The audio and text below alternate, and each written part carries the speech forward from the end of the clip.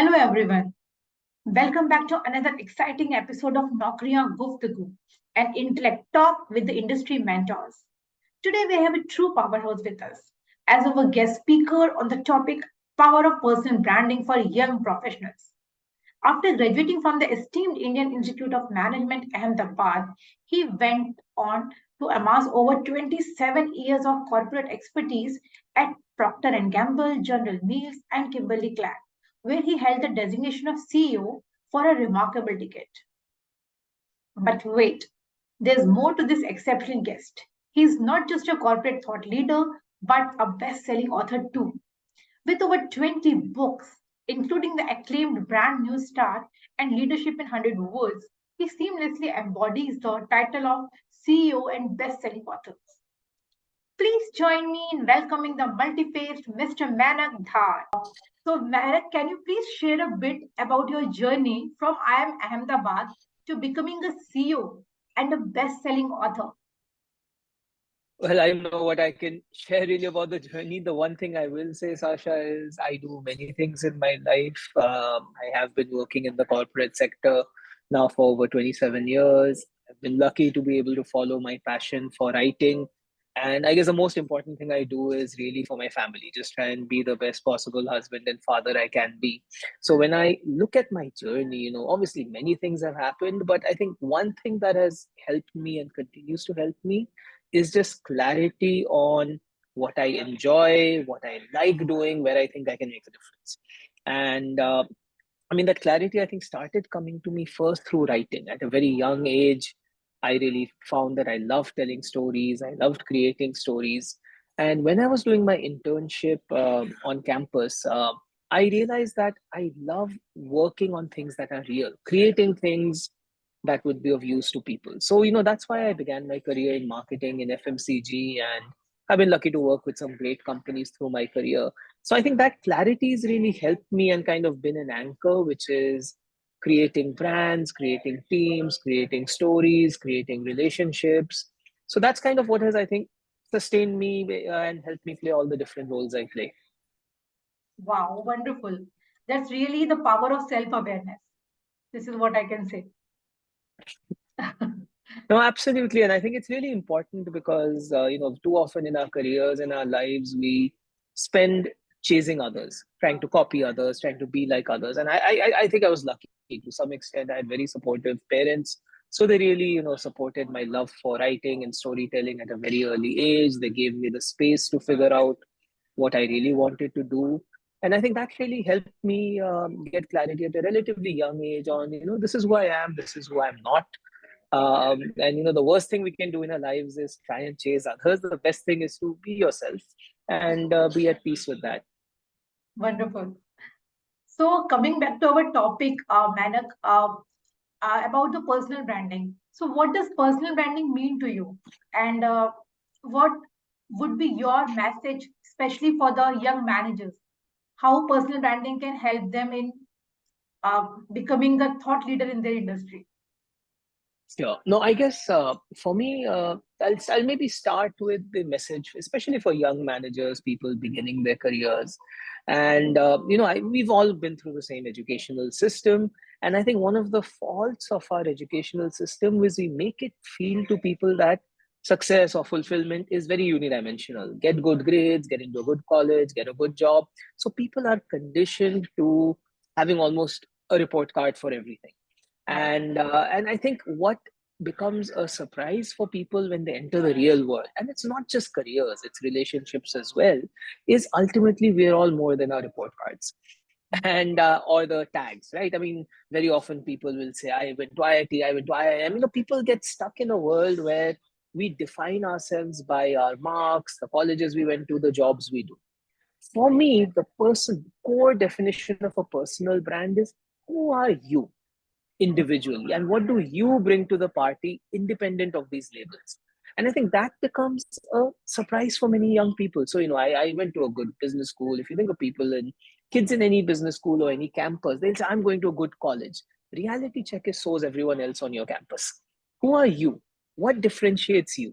And I think that is an important mindset shift for young managers to make as they come into the workplace, which is don't just define yourself by these tags, labels, report cards, grades, but really spend some time introspecting on who you genuinely are. What do you bring to the party? What differentiates you from others? That's one. The second thing I'd say about personal branding is a misconception about personal branding is it's all about image building. It's about telling people how good I am. It's about selling yourself. It's not. If you think of the best brands in the world, the ones, we admire, we love, which are part of our lives, it's not because they're trying to sell themselves, it's because they meet our needs. They serve us. Those are the brands that we love, we grew up with, we talk to our friends about. So I think the core of a strong brand is a brand that is, first, as I said, differentiated. Second, it's something that serves others. So my message to young people would be don't focus on selling yourself, focus on serving others. Could be your boss, could be your colleagues, could be your family, could be the community around you. Use your unique strengths to serve others and you'll build a strong brand. And the third aspect of a really strong brand is being authentic.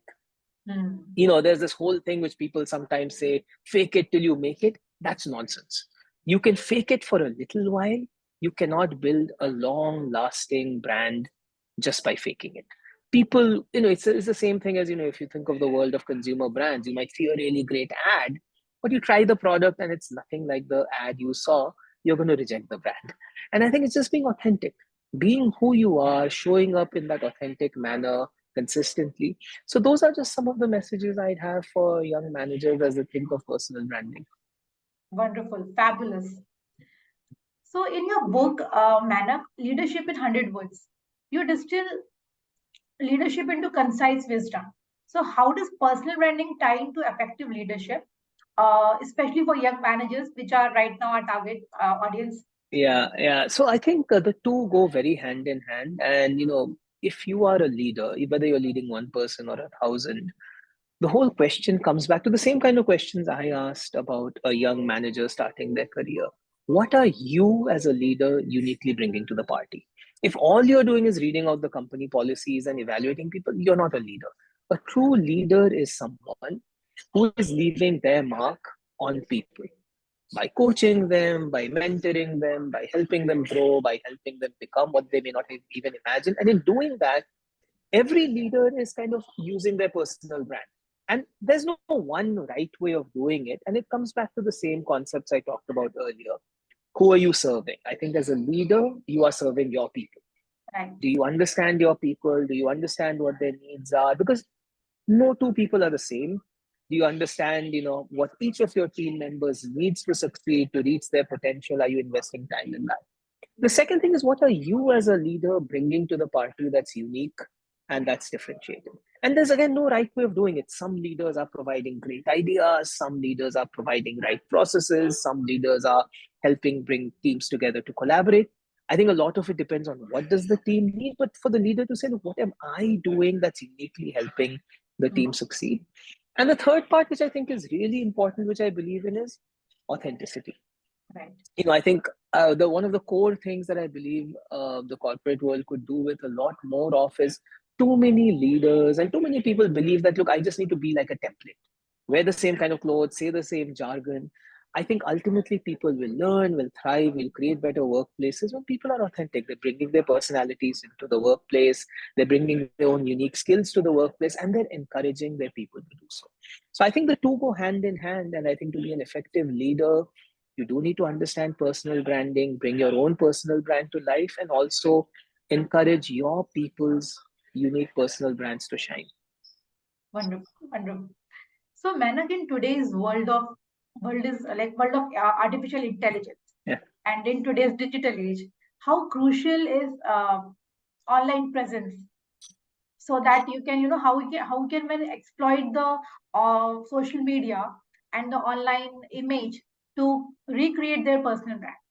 Yeah, no, I think it's a very good question, and I think it is crucial because ultimately, your personal brand is how people experience you.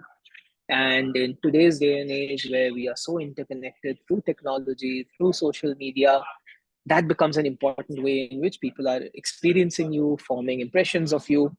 So I think we all should be mindful about that. I think the only thing I would say is the good and bad ways of using social media. In my opinion, to create a personal brand, the bad way of using social media is narcissism, which is I'll just put great photos of myself to show how great I am. That's just narcissism. That's not creating a social personal brand.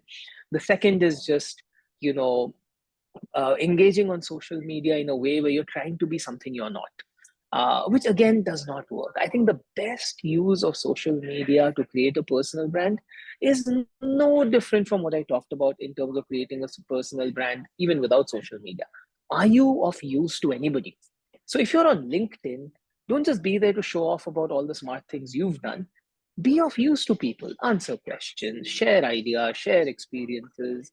That's how you're going to start building a personal brand. Second, are you authentic? Don't paint an image of yourself that's not who you are, because otherwise there'll be a big gap between your online persona and your real persona. Be Right. authentic, be who you are.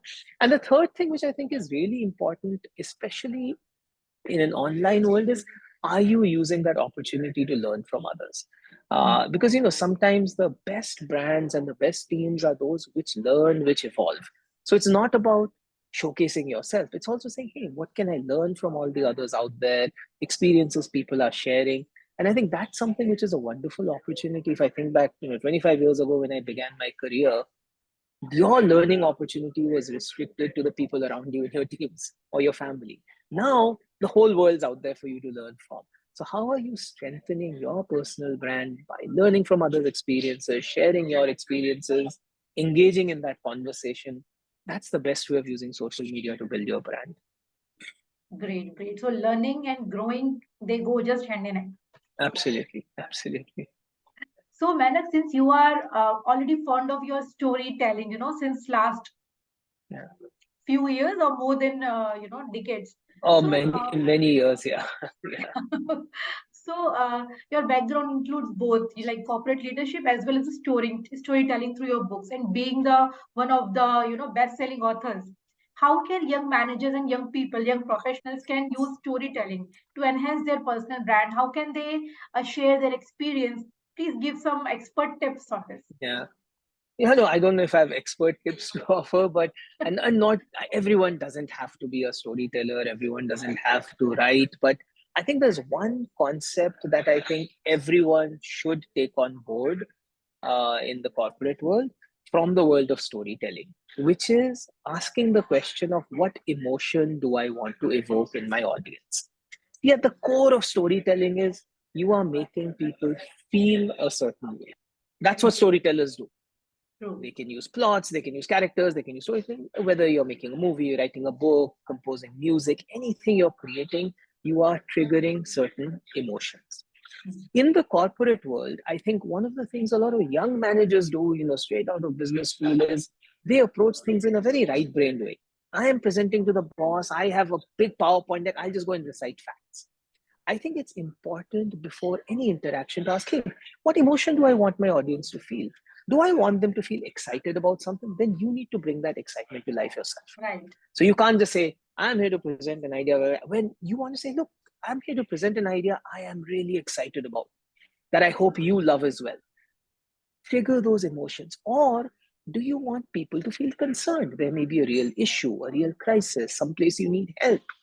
Bring that to life early by saying, I'm here to talk about something that's deeply concerning where I need help. Too many people approach communication in the corporate world as very formulaic. It's like a straight line, whereas you need to do this. And I think that's the core of what I think people can learn from the world of storytelling. Just saying, what emotion do I want my audience to have? How do I then bring it to life through tone of voice, body language, in addition to the facts? So, there's lots of studies done. There's a very famous study done in the 60s at UCLA by Dr. Albert Mehrabian, which I talk about in my book as well, where he found that when you're communicating to people, more than 90% of the impact comes from your tone of voice and your body language. True. Very little comes from your actual words. And it's the flip side of what many young managers come into the workplace thinking, which is, I have my fun day right. I know the facts. Yes, you know your facts, but ultimately, what's going to win the day for you is the facts together with, do you understand your audience? Are you clear what emotion you want to convey, the tone you want to set, how you're coming across in your communication and your body language? So that's the part which I'd ask people to take from the world of storytelling. Wonderful. I think, Mr. Manik, you have described the power of effective communication in a nutshell. That is like, Yeah, uh, what there is a famous quote like facts tells and stories tells. This is the perfect absolutely. example and Absolutely. perfect explanation of this quote. Thank you so much for that.